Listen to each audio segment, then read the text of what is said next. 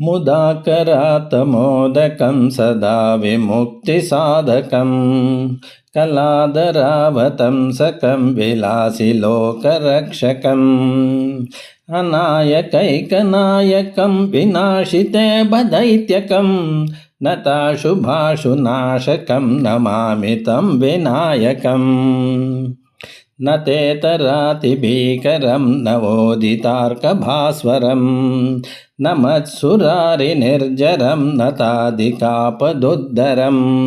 सुरेश्वरं निधीश्वरं गजेश्वरं गणेश्वरं महेश्वरं तमाश्रये परात्परं निरन्तरम् समस्तलोकशङ्करं निरस्तदैत्यकुञ्जरं दरेतरोधरं वरं वरे भवक्त्रमक्षरं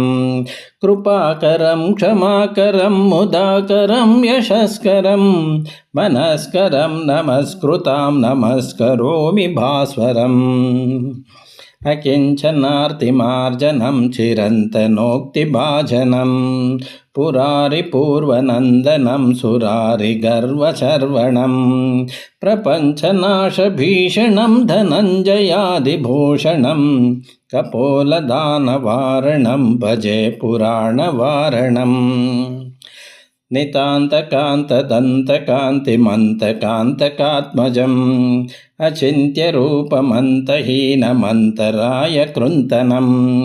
हृदन्तरे निरन्तरं वनस्तमेव योगिनां तमेकदन्तमेव तं विचिन्तयामि सन्ततम्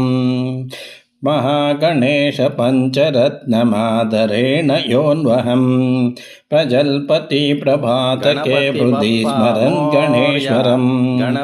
रोगतामधोषतां सुसाहितीं सुपुत्रतां